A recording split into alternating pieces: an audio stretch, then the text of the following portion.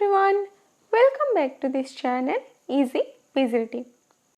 आज हम post graduate diploma in translation course के बारे में बात करेंगे कि ये कोर्स किन लोगों को करना चाहिए, इससे क्या फ़ायदा होगी, इसे एडमिशन लेने के लिए क्या क्या क्वालिफिकेशन चाहिए और एक्सेट्रा एक्सेट्रा सारी बातों को आज हम डिटेल्स में बात करेंगे। तो चलिए शुरू करते हैं।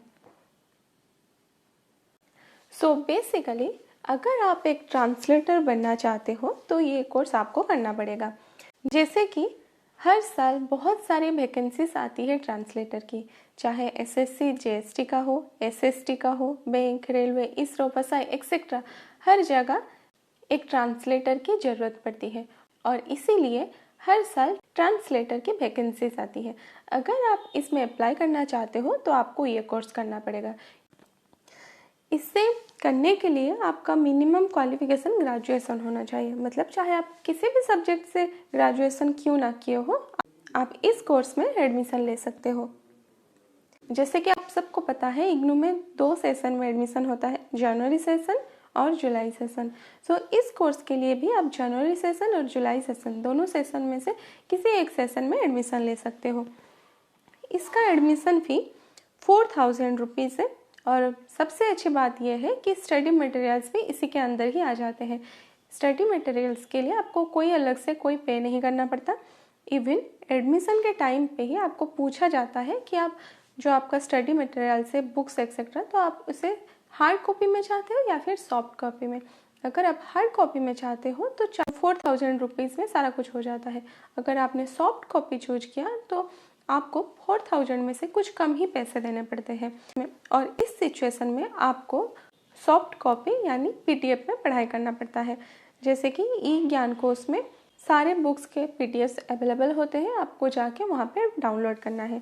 और अगर आप हार्ड कॉपी चाहते हो तो वो एडमिशन के 2-3 महीनों के बाद आपके घर के एड्रेस पर आपको बुक्स भेज देते हैं। लेकिन इसी बीच इसे 2-3 महीनों में अगर आप अपना पढ़ाई कंटिन्यू करना चाहते हो तो आप भी बुक्स के पीडीएफ्स को डाउनलोड करके पढ़ाई कंटिन्यू कर सकते हो। इसमें टोटल 8 बुक्स हैं, पर पेपर के हिसाब से 2 बुक्स हैं। सो बहुत ही कम समय में ऐसा होता है कि सारे बुक्स एक साथ आ जाए, वरना 2-3 टाइम लग जाता है सारे बुक्स पहुंचने में। तो इसी वजह से अगर एक बारी में सारे बुक्स ना आए तो बिल्कुल भी वरीड नहीं होना है, वेट करना है, 2-3 बारी में सब कुछ आ जाता है। और इसी बीच आप अपना असाइनमेंट, प्रोजेक्ट एक्सेट्रा जब करना चाहते हो या फिर पढ़ाई करना चाहते हो तो आप सॉफ्ट कॉपी से यानी पीडीएफ से पढ़ाई कर सकते हो। इस कोर्स का टाइम लिमिट मिनिमम 1 ईयर है एवं मैक्सिमम 3 ईयर्स है, यानी ये कोर्स तो 1 साल की ही है, आपको 1 साल के अंदर ही ख़त्म करना चाहिए। लेकिन बाय चांस अगर कुछ प्रॉब्लम होता है और आप 1 साल में इसे ख़त्म नहीं कर पाते तो आप 3 साल के अंदर भी इसे ख़त्म कर सकते हैं।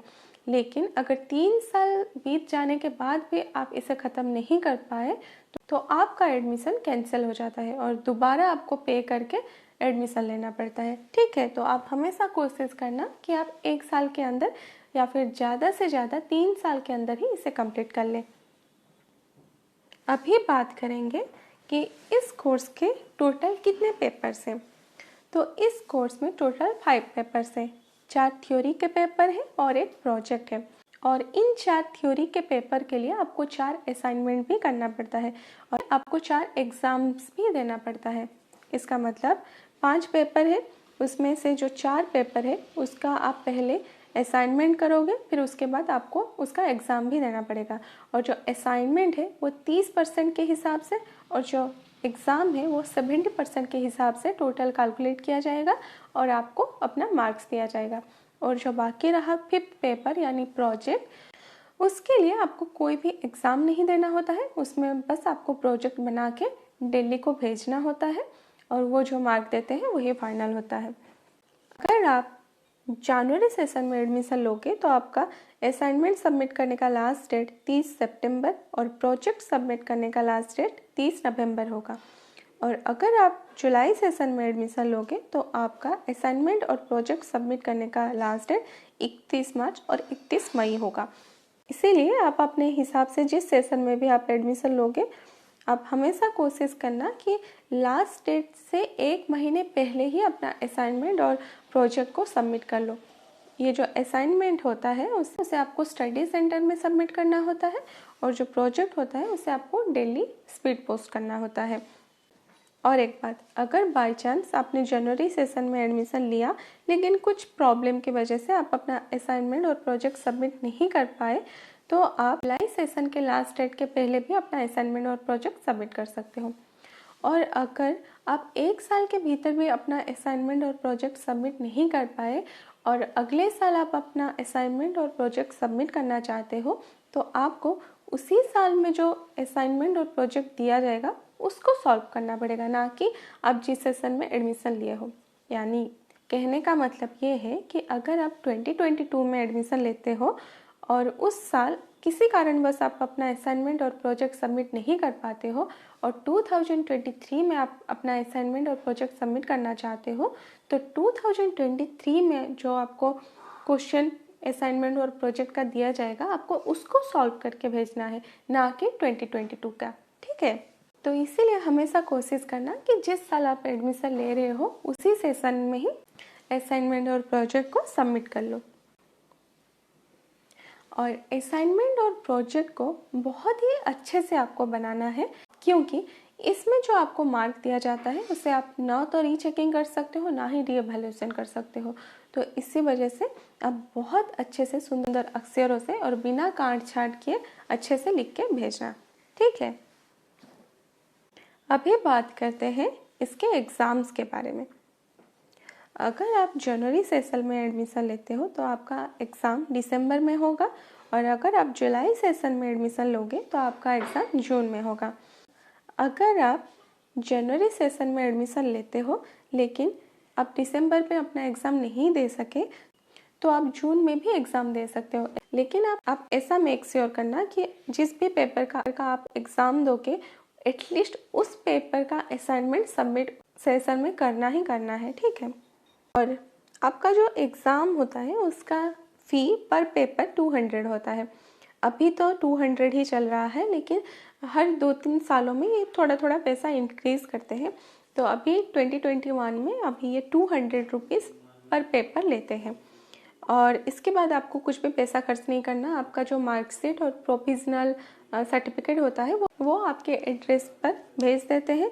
लेकिन जब आप अपना ओरिजिनल सर्टिफिकेट लोगे तब आपको 600 रुपीज़ पे करना पड़ता है। और कभी कभी हो जाता है ऐसा कि हमारा पेपर अच्छा जाता है लेकिन उतना मार्क्स नहीं आता है, तो उस सिचुएशन में आप अपने एग्ज़ाम पेपर का कॉपी भी मंगवा सकते हो या फिर रीएवैल्यूएशन के लिए भी अप्लाई कर सकते हो। अगर आप अपने एग्ज़ाम पेपर के सिर्फ कॉपी मंगवाना चाहते हो तो आपको 100 रुपये पे करना पड़ेगा, और अगर आप रीएवैल्यूएशन करना चाहते हो तो आपको 750 पे करना पड़ता है। चलिए, अब बात करते हैं कि आप एग्ज़ाम की प्रिपरेशन कैसे करोगे। इग्नू के जो बुक्स होते हैं उसमें ही सफिशिएंट सारा कुछ मटेरियल होता है। आपको अलग से कोई भी किताब या गाइड बुक की ज़रूरत नहीं पड़ती, जो भी है सारा कुछ बुक में ही है। तो आपको सेल्फ स्टडी करना पड़ेगा। दूसरा, स्टडी सेंटर के कांटेक्ट में रहिए, क्योंकि वीकेंड्स में क्लासेस प्रोवाइड किए जाते हैं, तो वहाँ पे जाके आप क्लासेस कर सकते हो। और तीसरा, आप यूट्यूब से भी हेल्प ले सकते हो। आप हमारे चैनल से भी पीजीटी एग्ज़ाम की प्रिपरेशन कर सकते हो। आई होप मैंने पीजीटी के रिलेटेड सारे डाउट्स को कवर किया है। सारे क्वेश्चन जो आप यूजुअली पूछते रहते हो सबको मैंने कवर किया है। इसके अलावा भी अगर आपके मन में कुछ भी डाउट हो तो आप मुझे कमेंट सेक्शन में पूछ सकते हो, मैं उन सब का रिप्लाई करूँगी।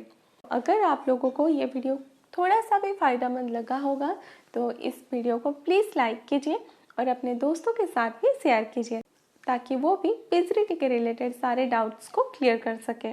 और अगर आपने अभी तक मेरे चैनल को सब्सक्राइब नहीं किया है तो जल्दी से सब्सक्राइब कर लीजिए, ताकि पीजीटी के रिलेटेड और भी वीडियोस जब भी मैं अपलोड करूं आपको नोटिफिकेशन आ जाए। तो ठीक है, नेक्स्ट क्लास में मिलते हैं। तब तक के लिए बाय बाय, थैंक यू।